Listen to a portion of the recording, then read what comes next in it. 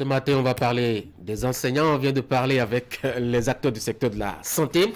On va parler donc des enseignants. Demain, c'est le 5 octobre. Et comme chaque année, à l'accoutumée, on célèbre l'enseignant sur la planète. Ceux qui sont ici sont passés certainement par les mains des enseignants et nous diront ce qu'ils retiennent. Et surtout, ce qu'ils constatent aujourd'hui de l'image de l'enseignant. William, bonjour. Bonjour Tanguy. Franck, bonjour. Bonjour Tanguy. Eric, bonjour. Bonjour Tanguy. Demain, en fait, les enseignants, c'est devenu une routine, Franck. Oui, quoi de plus bon. Il me semble que c'est la seule journée dans l'année où on se rappelle que c'est un bon élément. Il fait beaucoup de travail. Il y a également le 1er mai, ils sont des travailleurs. Ah, d'accord. Voilà. Alors, quoi de plus bon de célébrer ceux-là qui nous ont donné, disons, les premières connaissances depuis le bas âge, dès que nous entrons dans les écoles, de la maternelle jusqu'à l'université. Je pense que c'est une initiative louable et déjà, je voudrais dire un profond respect à tous les enseignants. Moi, je l'ai toujours martelé partout où j'en ai eu l'occasion. Ce métier-là devrait être revalorisé, valorisé, qu'on lui donne la place qu'il mérite, ce métier. Eh bien, les enseignants sont les premiers acteurs de développement, à mon avis. Et leur consacrer une journée 24 heures, ça n'est pas suffisant, mais il faut le faire, c'est déjà un début, c'est très important. Et à cette occasion, je pense que toutes les composantes de la société devraient rendre hommage aux enseignants, à compter, à partir même des autorités de nos États, qui doivent véritablement profiter de cette journée-là pour reconnaître à l'enseignant ce qu'il fait. On doit aller au-delà des discours parce que vous allez voir, à cette occasion, il y aura un message tout simplement. Il faut poser des actes au-delà des messages pour dire merci, pour reconforter les enseignants et passer en revue les problèmes qu'ils rencontrent, parce qu'il y en a beaucoup. On pourra en parler certainement. Oui, absolument. Hier, c'était quand même le monsieur du village qu'on admirait beaucoup, dont on admirait la propreté, la rigueur et surtout la grande science, parce qu'on s'imaginait qu'il connaissait beaucoup de choses et qu'il en a suffisamment dans sa tête. Ce n'est pas l'impression qu'on a de lui aujourd'hui, quand on le voit circuler, William. Permettez que je commence par rendre hommage, après Franck, à tous mes enseignants. Aujourd'hui, au réveil, j'ai essayé de me rappeler les noms de tous ces messieurs. J'en ai pas vu beaucoup de dames, mais de tous ces messieurs et de ces dames qui ont construit et échafaudé celui que je suis aujourd'hui et tous ceux de ma génération également. Et donc, honnêtement, j'aimerais bien commencer le propos de ce matin par dire merci, un sincère merci à ces personnes-là. Vous l'avez dit, on avait la prétention qu'il avait la science infuse parce qu'il connaissait extrêmement bien la langue de Molière, il la maniait avec une agilité hors pair. Il avait également une certaine culture de nos langues, de nos réalités, qui lui permettait de transposer l'instruction du blanc ou l'instruction du colon à des personnes qui n'avaient pas forcément connaissance de la civilisation occidentale, et ce n'était pas encore l'heure de la mondialisation, l'heure d'Internet. Il fallait découvrir le monde, il fallait voyager à travers les ouvrages. Et donc, c'est ce monsieur qui faisait le pont entre la connaissance et les apprenants. C'était encore l'époque de l'instruction. C'était encore l'époque où ce n'était pas une approche par compétence. C'était une époque à laquelle l'enseignant, lui, est détenteur du savoir, ou est censé être détenteur du savoir, et le transmettait aux enfants. Aujourd'hui, si cela a évolué, pour moi, c'est beaucoup de facteurs, parce que l'instruction a évolué. Aujourd'hui, l'enfant commence par apprendre de lui-même, il commence par sortir ses aptitudes, et l'apprenant est censé encadrer ses aptitudes selon les standards, selon les normes formelles. Aussi, l'instruction a évolué parce que la connaissance est un peu plus à portée de main aujourd'hui, parce que les choses évoluent, le monde évolue, parce que l'enseignant, osons le dire aussi, l'enseignant d'antan n'est plus l'enseignant d'aujourd'hui. Est-ce qu'il a changé? Il a changé en termes de profil de ceux qui viennent à l'enseignement. Vous êtes dans des groupes sur des médias sociaux, des forums messagerie avec certains enseignants. Je ne leur jette pas la pierre. Ce ne sont pas tous ces enseignants qui sont coupables de ce que je veux dire. Mais il y a encore quelques brebis galeuses. Ils écrivent des textes, vous lisez, vous relisez, vous vous demandez si l'enseignant doit écrire français de cette façon. Qu'est-ce que l'apprenant aurait? Moi, je ne leur jette pas la pierre. Et ça, c'est vraiment un détail, un tout petit détail. Pourquoi vous avez peur de leur dire? Je n'ai pas peur, mais je respecte la masse critique de personnes qui sont vraiment droits dans leurs bottes, et je ne pourrais manquer de lever le coin de voile sur cette toute petite partie de l'iceberg qui n'est pas visible, même si c'est la grosse partie de l'iceberg qui est souvent cachée et submergée. Et Eric? Oui, mais à la suite de Franck et William, c'est un hommage qu'ils méritent. C'est vrai que nous ne le faisons pas assez souvent. Et donc, à cette date, à cette occasion, il faut le dire suffisamment, un grand merci à ces hommes et à ces femmes qui, sans relâche, continuent de former les cadres de demain. Pendant que nous sommes ici ce matin, ils sont dans les classes, justement déjà, en train de donner des notions, de partager des notions à nos enfants qui deviendront des cadres de demain. Ce n'est pas un exercice facile. Parfois, on parle de sacerdoce parce que, au regard de tout ce qu'il y a comme problème, ils n'ont jamais relâché, ils retrouvent toujours le chemin de leur classe, n'est-ce pas, pour se mettre à la disposition de nos enfants. Nous avions vécu ça, ça nous permet de nous mettre aussi au service de la nation, d'autres personnes dans d'autres secteurs, santé, sécurité, les ministres, le président de la République et tout ça. Et comme je partage le sentiment de Franck, que j'ai là aussi, quand on est ce genre de personnes dans un environnement qui façonne, qui fabrique des cadres, on doit pouvoir veiller à leurs conditions de vie, à leurs conditions de travail. Je pense que c'est ce que nous devons demander à l'État, de continuer par faire pour que cette description que vous avez évoquée tout à l'heure, que ce visage change. Hein? Quand on pense aujourd'hui à l'enseignant, on n'y voit que de la misère, on n'y voit que des problèmes. Oui, à quel moment ça a changé justement? Hier, c'était quand même quelqu'un dont la situation donnait envie, dont la situation plaisait quand même. Aujourd'hui, j'ai pas envie de sortir les mots. À quel moment ça a changé? Qu'est-ce qui a pu changer tout cela, William? Je pense que entre-temps, on a politiquement avili un peu la fonction enseignante. Comment ça? C'est le mot qui me vient. Vous savez, je ne sais pas si depuis 2000, j'ai pas envie de dire 2016, parce qu'on penserait que c'est une fixation sur Patrice Talon. Non, pas du tout. Un peu avant le départ de Boni-Yayi. Est-ce qu'on a recruté dans la fonction publique des enseignants malgré le besoin qu'il y a? Vous me direz qu'on a trouvé le palliatif de l'aspirana. On a fait des reversements en 2008, on les a confirmés d'ailleurs cette année. On a fait l'aspirana, la réforme suit son cours, on est en train 2008, de la réajuster. Ils ont déjà été préinsérés dans la fonction publique en étant en classe. Ok, mais je parle de recrutement de personnes fraîchement sorties des écoles normales. Je parle, vous direz qu'il y a le palliatif de l'aspirana, mais pour moi, ce n'est pas vraiment valorisant de la fonction enseignante. C'est parfois une insulte quand je sais qu'avec le baccalauréat, quelqu'un est debout dans une salle de classe pendant je ne sais combien de temps par jour et doit faire le suivi avec les parents qui viennent à la queue leu demander comment ça va avec l'enfant et qu'on lui paie 60 000 à la fin du mois, au primaire. Je pense franchement que parfois c'est une insulte, non seulement au parcours de ces personnes, mais à la vocation du métier qu'ils ont embrassé. Demandez les chiffres. Ce matin, moi, j'ai essayé encore de faire la ronde.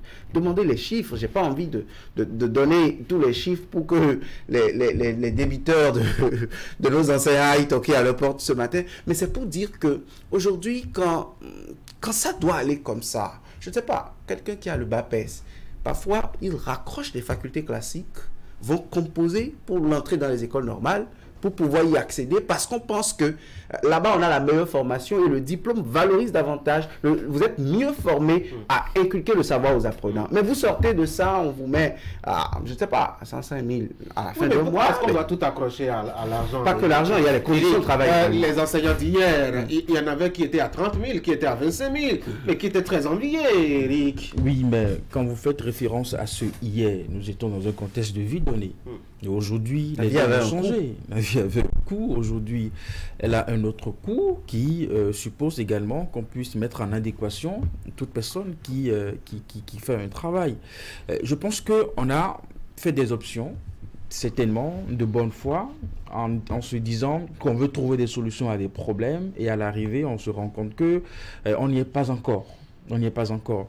Et certainement que c'est là qu'il faut revoir certainement les choses. Si les cas que William a relevés, déjà moi je ne supporte pas justement cette appellation Aspirana, puisque quand au finish on se retrouve dans une salle, on fait le même travail que l'enseignant qui a été recruté dans le cadre d'un concours. On n'a pas le même niveau, on n'a pas le même profil, on n'a pas la même expérience. Mais c'est le même travail, c'est le même travail qui se fait. C'est le même diplôme. Et les mêmes enfants après vont se retrouver dans une salle d'examen pour composer, n'est-ce pas? Et le résultat sortira. On ne dira pas que cet enfant a été encadré par un enseignant en griffe aspirant ou bien je ne sais quoi. Donc, si l'État, un peu comme ça se fait dans d'autres secteurs, estime que dans ce secteur on a besoin de recruter, mais recrutons, enfin comme cela se doit, et puis traitons les personnes de la même façon. Le Conseil des ministres a lancé un recrutement pour recruter des agents forestiers, puisqu'on a estimé que l'effectif, c'est un recrutement qu'on a lancé et puis ça a été fait. On n'a pas dit on veut créer un fichier national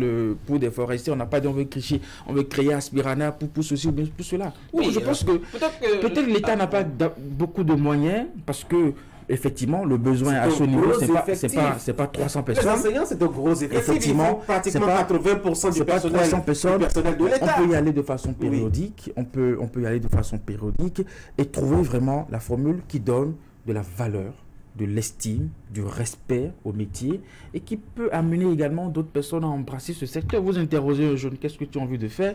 Il ne va pas vous dire, je veux devenir enseignant. Parce que le tableau est là et nous le voyons au quotidien. Franck? Écoutez, moi, je vais peut-être pas tenir le même langage. Pour moi, je suis ravi. Oui, pour moi, la condition de l'enseignant n'est pas aussi dégradée que ça. Ah oui. Vous savez, avant l'année que William a pris en référence, le système était très politisé. Les enseignants étaient suffisamment utilisés en politique. Vous allez à des endroits donnés, vous pouvez du censeur ou du surveillant jusqu'au directeur, des AE aux derniers responsables dans le corps enseignant. On connaît de quelle ligne ils sont, on connaît de quelle couleur ils sont par le passé. Alors il faut dire que les réformes aujourd'hui dans le secteur de l'enseignement ont eu le mérite de dépolitiser un tout petit peu. On a misé sur la compétence, ça fait un. De deux, quand on évoque la question des aspirants, pour moi c'est un début. Parce qu'il y avait un problème d'insuffisance de personnel dans les écoles, dans les établissements. Et il fallait pallier cette situation au plus précis. Qu'est-ce qu'il fallait faire? La solution a été trouvée. Maintenant, dans la mise en œuvre de cette solution-là, on peut parfaire les choses. Parce que vous allez voir ces aspirants, et moi j'en ai dit un mot à certains d'entre eux, ceux-là qui ont refusé de composer, par exemple, l'évaluation qui a créé de polémiques entre-temps. Et voilà, il y en a qui sont revenus, mais je leur dis, c'est vous qui serez les meilleurs demain. C'est vous qui allez remplacer. Chaque année, il y a une vague d'enseignants qui part à la retraite. Maintenant, il faut souhaiter que l'État mette l'accent sur leur formation, sur le suivi de leur carrière. C'est ce qui manque aujourd'hui à cette solution. Sinon, pour moi, c'est une solution qui a résolu assez de problèmes dans le secteur de l'éducation. Et lorsqu'on parle d'enseignants aujourd'hui, vous savez qu'avant, les primes des enseignants étaient détournées. Vous savez que les gens leur prenaient une partie lorsqu'ils vont en formation, lorsqu'ils vont pour des travaux. Des primes, des trucs leur étaient défalqués par des responsables parce que c'est une jungle en réalité. Lorsque vous n'observez pas ce que tout le monde fait, mais on peut vous garer, on peut vous envoyer n'importe où. Aujourd'hui, les gens reçoivent leurs primes sur leur momo. Ça ne passe plus par la main de ceux-là qui ont la possibilité de pouvoir enlever un tout petit peu parce que... Vous pensez que le retour sur commission, ça n'existe pas malgré les momos? Non, mais ça a diminué. C'est déjà une avancée à mon avis. Parce que ces gens-là, vous voyez, des gens qui triment tout un mois et à la fin, si on doit leur donner des primes, on vous dit de venir percevoir chez le DAF d'entretemps au ministère. Le gars prend le taxi de Malanville, il arrive au ministère et au lieu de lui donner peut-être 15 000, il se retrouve avec 12 000 ou 10 000 francs. Vous voyez, ce sont des pratiques qui avaient cours dans le secteur de l'éducation. C'est ça qui a fait que l'image a changé entre l'enseignant d'hier et l'enseignant d'aujourd'hui. Oui, mais aujourd'hui, il y a quelqu'un qui m'a dit que lui, par le passé, que les enseignants utilisaient beaucoup plus les BBCT, les maths, ainsi de suite. Mais aujourd'hui, eh bien, les enseignants ont des voitures, ils ont aussi... Je ne dis pas que leur condition est meilleure. Il faut mettre un peu de bémol. Je ne dis pas que c'est meilleur, il faut améliorer. Un moyen roulant ne justifie pas votre niveau de vie. C'est une nécessité en termes de déplacement. Quand vous êtes un enseignant... Et que quand vous passez de la simple moto à la voiture, il y a quelque chose qui s'est amélioré. Je suis sûr que en termes de revenus, on ne va pas dire à un enseignant, est-ce que c'est seulement ce que vous gagnez qui vous a permis d'acheter une voiture? Il vous dira qu'il a associé d'autres revenus par ici et par là. Les gars, ils triment. Je voudrais dire qu'il y a des défis. Il y a aussi que cette image que nous avons de l'enseignant aujourd'hui, on a, par complicité ou je ne sais quoi, on a renforcé cette mauvaise image. Quand vous les voyez aujourd'hui, ils vous diront qu'ils sont la cible de tout ce qu'il y a comme réforme. On met la pression sur eux parce que le message ne passe pas. On n'a pas trouvé la bonne communication tout en voulant régler les problèmes en conservant l'image du métier. Voyez-vous, on l'a dégradé. Aujourd'hui, il faut valoriser. Il faut davantage valoriser et je voudrais, si c'est possible, qu'à l'occasion de ces dates, que l'État, avec ses services déconcentrés, puisse identifier de ces enseignants. Je ne parle pas des regradés, des responsables, de ces enseignants, qu'on puisse les décorer. De modestes gens inconnus, oui, dans la masse, qu'on puisse les décorer. Il n'y a pas que les politiciens. Cela, pour moi, aurait encore plus de sens que de voir un député... il y a 109 qui ont été invités à porter écharpe rouge. Qu'on a décoré, les ministres, qu'on décore. Cela aura encore plus de sens. C'est vrai, ils ne sont pas demandeurs, mais cela peut lancer un message, cela peut être un symbole.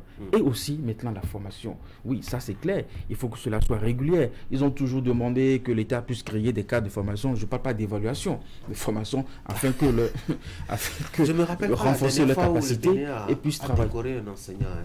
Vraiment pas. Autant de bio-coups, je crois. Non? Vraiment pas. Je sais pas. Je me rappelle vraiment plus. La dernière fois, mais je me rappelle que les députés récemment les a décorés. Oui, eux tous. Oui, tous. C'est constitutionnel. On parle constitutionnel, mais c'est institutionnel. Les députés, ils ne méritent pas forcément. Il y en a qui n'ont pas mis pied à l'Assemblée, à part le jour de l'installation et le jour de leur départ. Mais je crois que c'est une formalité que de décorer tous ceux qui ont eu la chance de représenter les Béninois. Parce que c'est vraiment formalité. Hein. Bon, vous êtes levé au chômage de base. Imaginez dans la tête d'un enseignant perdu quelque part à Perere ou je sais pas. Qu'on l'identifie comme ça. Qu'on identifie, qu'on amène à Cotonou, qu'on lui fasse porter juste l'écharpe. Encore que ça, c'est symbolique et c'est l'effet d'une journée. Moi, je parle de la condition de l'enseignant qui fait son moral quand il vient devant les apprenants pour donner le meilleur de lui-même. Vous savez, Franck a peut-être relevé les réformes et les avancées. Mais dites-moi, un seul corps de la fonction publique dans lequel quelqu'un qui a le bac plus 5 dans une formation dédiée à sa profession est payé à 125 000 francs le mois. Et vous et moi savons ce que 125 000 francs vaut à Cotonou, à Bomikaravi, Porto Novo, Sémécodi et environ. Disons-nous la vérité. La condition de l'enseignant au Bénin actuellement, notamment avec le système de l'aspirana, n'est pas à la hauteur du sacerdoce qu'on lui demande. Si entre-temps, des aînés à eux ou des franges de la population enseignante se sont laissés instrumentaliser par des politiques et ont transformé leur vocation en un gagne-pain politique, ils ont gobé à la part du politique qui a envie d'utiliser les couches sensibles et qu'ils ont mis à mal l'éducation des enfants de ce pays, ce n'est pas à encourager, je suis d'accord. Mais cela ne voudra pas dire qu'il faut faire de toute la corporation, faire un mélange et juger la corporation en tout son sein de la même façon. Quand vous parlez de plus de 80%, c'est normal. Hugo a été clair, Victor Hugo. Ouvrez des écoles et vous fermerez des prisons. C'est parce qu'à l'école, l'éducation a démissionné. On a laissé place qu'à l'instruction. On a laissé place qu'aux mathématiques, qu'à la grammaire, qu'à la syntaxe, que finalement, des gens sortent de l'école ou on raccroche de l'école à un certain niveau et on n'a aucune éducation civique, on n'a aucune éducation de citoyenneté, on est dans la cybercriminalité, on est dans la contrebande. Encore que même ceux qui ont fait l'école avec toute l'éthique qu'il faut, qui ont fini et qui ont voulu rester dans cette éthique, le meilleur exemple, ils ne sont pas de bons exemples parce qu'ils sont des parasites autour d'autres politiques ou d'autres barons. Vous avez un État, domaine pour pouvoir vivre. Vous avez un État qui a quand même des moyens très limités. Le Bénin est modeste, même si enfin, on est passé à revenu intermédiaire. Le Bénin est modeste. Mais quand on voit l'effectif des enseignants aujourd'hui, pour peu que vous mettez 1000 francs sur le salaire de chacun d'eux, ça vous revient à la figure en des termes de milliards de francs. Comment est-ce qu'un État peut s'en sortir, justement? Non, c'est une gouverner, c'est prévoir. Il faut prévoir tout cela et aller rechercher disons les ressources. On ne peut pas, parce qu'on parle de milliards, parce qu'on met 1000 francs sur le salaire d'un enseignant, et quand on fait le point, ça donne milliards qu'il faut en avoir peur pour ne pas toucher un peu comme une braise. Il faut y aller. Et ce qui est intéressant, l'État a la possibilité d'échelonner cette forme d'amélioration sur des années. Vous décidez par exemple en 2023 de leur donner, je ne sais pas, 350 francs, de leur donner 500 francs, 2024 de leur donner, au fur et à mesure, ça va gonfler petitement les salaires. Donc moi je pense que tel qu'on le recherche pour les politiciens à l'Assemblée nationale, qui peut-être vont pour une session et qui prennent tout le salaire d'un enseignant en une seule session, ou bien lorsqu'on va dans les postes politiques, en un mois, ils ont le quintuple du salaire d'un enseignant, tel qu'on le recherche pour eux, et bien on peut rechercher pour les enseignants, parce que c'est d'abord eux, c'est par eux que ça commence. C'est par eux que ça commence. Et moi, j'ai toujours trouvé absurde que l'on paye, par exemple, les fonctions politiques de façon aussi très bien mirobolante, et qu'on laisse ces travailleurs, qu'est-ce qu'on fait? Les sapeurs-pompiers. Vous avez évoqué la question des agents de santé. C'est pour dire que le problème ne se pose pas seulement que dans le secteur de l'enseignement. Nous avons la santé, nous avons, quand moi je vois par exemple les sapeurs-pompiers, vous les voyez affronter le feu, aller prendre des gens tout en sang qui ont eu des accidents, vous voyez les éboueurs, vous voyez les morguiers, vous voyez ainsi de suite. Quand vous voyez ces genres de métiers qui ne sont pas... Aussi. Oui, les morguiers, pourquoi pas? C'est pas facile de... Quand ça vous arrache... des morguiers... Oui. Quand vous voyez ces genres de professions qui sont pas bien payés, il faut avoir le courage de le dire, mais ailleurs vous voyez des gens qui amassent beaucoup de billets. Est-ce que les enseignants eux-mêmes ne se sont pas clochardisés? Pour un oui ou pour un non, hier, ils allaient en grève. Pour un oui ou pour un non, hier, il manquait le cours.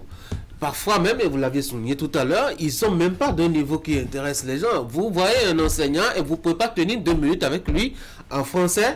C'est des gens qui peut-être n'ont pas réussi à finir leur scolarité et qui se disent, bon, il faut quand même, j'ai le BPC, je peux y aller voir si les enfants du quartier peuvent être réunis dans ma main pour la journée et pour l'année.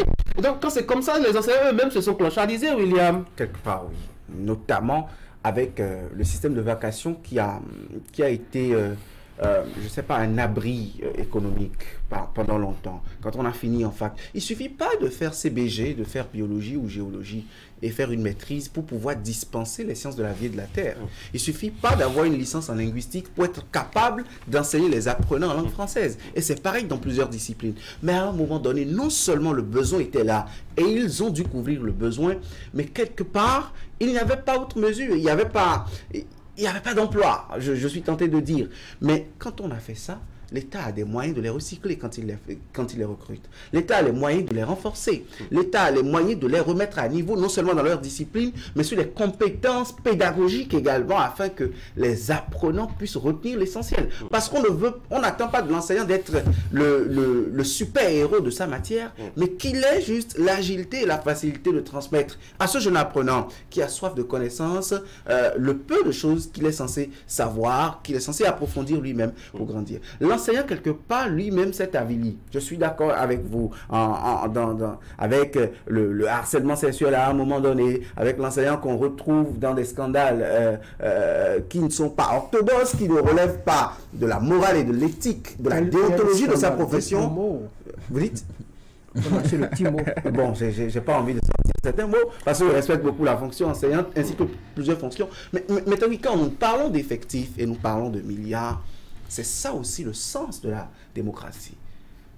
Pour moi, en démocratie, la redistribution équitable. J'ai dit équitable, je n'ai pas dit égal. Équitable en fonction des besoins de chaque couche de la richesse nationale est un principe sacro-saint pour moi. Pour moi, il y a des États dans lesquels les enseignants n'ont rien à voir avec les inspecteurs du Bénin. Les enseignants de base, leur salaire n'a rien à voir avec l'inspecteur au Bénin. Vous me direz que ce sont des pays dans lesquels le niveau de vie est élevé. Mais on s'est au moins déjà intéressé à donner une rémunération digne à l'enseignant. Pour moi, les enseignants, les agents de santé, les forces de défense et de sécurité et certaines couches de la société sont essentielles. Je n'oublierai pas les médias. Comme les enseignants, nous éduquons. Nous participons de l'édification de la démocratie, de la consolidation de l'état de droit, de la pacification de l'état. Et moi, je pense, d'une manière ou d'une autre, qu'il y a à réfléchir. D'abord, peut-être, on ne va pas s'attarder sur ce qu'on donne à chacun, mais comment est-ce qu'on réorganise ces secteurs de sorte à faire des conditions de travail? Quand les conditions de travail seront ce qu'elles seront, je pense que, à défaut d'une rémunération respectable, alors, au moins déjà on donnera du Franck, on va finir. Vous savez, on va finir, oui. La question que vous avez posée, est-ce que les anciens eux-mêmes ne se sont pas clochardisés?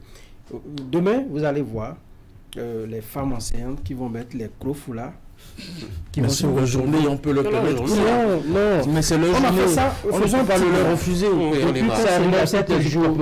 Cette journée-là, et qu'on attache les gros foulards, entre-temps, c'était encore plus chose, on les réunit, et puis bon, on évoque le nom d'une personne, et ainsi de suite. Bref, c'est pour dire, depuis qu'on est en train de faire ça, qu'est-ce que ça a changé véritablement? Les médias parlent de plus en plus de la journée, au moins ça a changé. Non, mais quand un enseignant debout, qu'est-ce que la journée-là lui apporte? Et ce n'est pas tout le monde. Les enseignants qui sont dans les zones reculées, regardez à la télé, c'est les enseignants de Cotonou, de Porte-Novo, des grandes villes, qui mettent les foulards dont je parle là, qui coudent les 3 pièces, les d'Antiki et tout, et qui vont festoyer au nom de tous les enseignants. Au lieu de dire, comment ça se passe à Kalale, comment ça se passe à Karimama, comment ça se passe à Kaobagou, là où les enseignants ils vivent dans la peur, ils vont à l'école, la peur. Donc, je pense une manière de dire merci beaucoup pour ces échanges. Aussi, c'est important, ce n'est pas qu'il faut changer le salaire d'un ministre à celui d'un enseignant pour que le problème soit réglé. C'est une question de justice sociale et d'équité et d'équilibre. Je pense que si on est convaincu qu'un enseignant, c'est important dans le développement d'une nation, il faut y mettre vraiment un peu plus de ressources, il faut penser à eux et surtout valoriser. Merci beaucoup les gars. Vous passez une très bonne journée. Mesdames et messieurs, vous aurez à suivre de rendez-vous à mon absence parce que je vais m'absenter 2 secondes. Vous allez suivre ce que je ne comprends pas de Franck Aounou, puis après la revue de presse d'Assimo Kanyasimo. Quand je reviendrai, je vous remercierai pour la fidélité depuis 6h30.